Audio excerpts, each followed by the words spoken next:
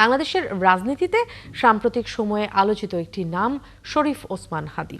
ইনকিলাব মঞ্চের মাধ্যমে উঠে আসা এই যুবক নিজের বক্তব্য ও কর্মকাণ্ডে যেমন তৈরি করেছেন আলোচনার কেন্দ্র, তেমনি কুড়িয়েছেন বিতর্ক। সম্প্রতি ঢাকা ৮ আসনের সম্ভাব্য স্বতন্ত্র প্রার্থী হাদী বন্দুকধারীর গুলিতে মারাত্মক আহত হন। ঢাকা মেডিকেল ও এভার কেয়ারের চিকিৎসা শেষে ওসমান হাদীকে চিকিৎসার জন্য সিঙ্গাপুর জেনারেল হাসপাতালে নেওয়া হচ্ছে। জুলিয়া তানহার প্রতিবেদন। লিলি বিউটি সোপ, যার অ্যান্টি এজিং গুণ তারুণ্য ধরে রেখে ত্বকে করে উজ্জ্বল, তারুণ্যময় উজ্জ্বল ত্বকের জন্য। রিমার্ক।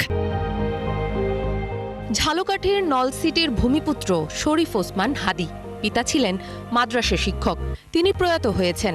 ওসমান হাদী সহ 2 ভাই আছে, রয়েছে আরও 3 বোন। ওসমান হাদী পড়ালেখা করেছেন ঝালকাঠির কামিল মাদ্রাসায়। এরপর ঢাকা বিশ্ববিদ্যালয়ে 2010-11 সেশনে ভর্তি হন। রাষ্ট্রবিজ্ঞান বিভাগ থেকে স্নাতক ও স্নাতকোত্তর সম্পন্ন করেন তিনি। ক্যাম্পাস জীবনে টিউশনি, কোচিং সেন্টারে শিক্ষকতা, পরে তিনি প্রাইভেট বিশ্ববিদ্যালয়ে শিক্ষকতা করেন। হাদী ঢাকা বিশ্ববিদ্যালয়ে 2018 সালের কোটা সংস্কার আন্দোলন, পরে ছাত্র অধিকার ও গণ অধিকার পরিষদের রাজনীতি করেছেন। তিনি সেই রাজনীতিতে পরে আর সক্রিয় ছিলেন না। 2024 সালের জুলাই অভ্যুত্থানে হাদী সক্রিয়ভাবে অংশগ্রহণ করেন। সে সময় তিনি ইনকিলাব মঞ্চ গঠন করে আহ্বায়কের দায়িত্ব পালন করে আসছিলেন। তখন থেকেই লাইমলাইটে শরীফ ওসমান হাদী। শরীফ ওসমান হাদী ঢাকা বিশ্ববিদ্যালয় ক্যাম্পাস, শাহবাগ ও প্রেস ক্লাব কেন্দ্রিক নানা কর্মসূচি পালন করে আসেন। বিদ্রোহী কবির কবিতা তার ভীষণ প্রিয়।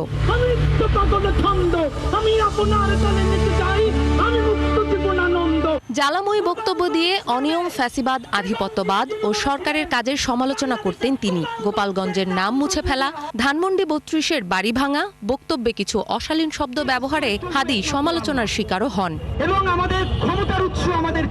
জুলাই চেতনার নতুন বাংলাদেশের একজন লড়াকু সৈনিক ওসমান হাদী আগামী সংসদ নির্বাচনে অংশ নিতে প্রচারণা শুরু করেছিলেন। ঢাকা ৮ আসন থেকে তিনি প্রার্থী হতে চেয়েছিলেন। 12 ডিসেম্বর প্রকাশ্য দিবালোকে হাদীকে খুব কাছ থেকে গুলি করে সন্ত্রাসীরা। হাদী এখন বাংলাদেশের চিকিৎসা শেষে বিদেশে চিকিৎসা নেবেন। হাদী যখন জীবন মৃত্যুর সন্ধিক্ষণে, তখন তার জন্য প্রার্থনা করছে গোটা দেশ। রাজনৈতিক সহযোদ্ধারা প্রতিবাদের স্বরূপ বিচার দাবি করছেন এই হামলার। হাদীকে নতুন বাংলাদেশের যোদ্ধা হিসেবে গণ্য করছে সরকার। জেগে উঠুন ওসমান হাদী, ফিরে আসুন মিছিলে, আওয়াজ তুলুন সেই দরাজ কণ্ঠে। জুলিয়া তানহা, 71, ঢাকা।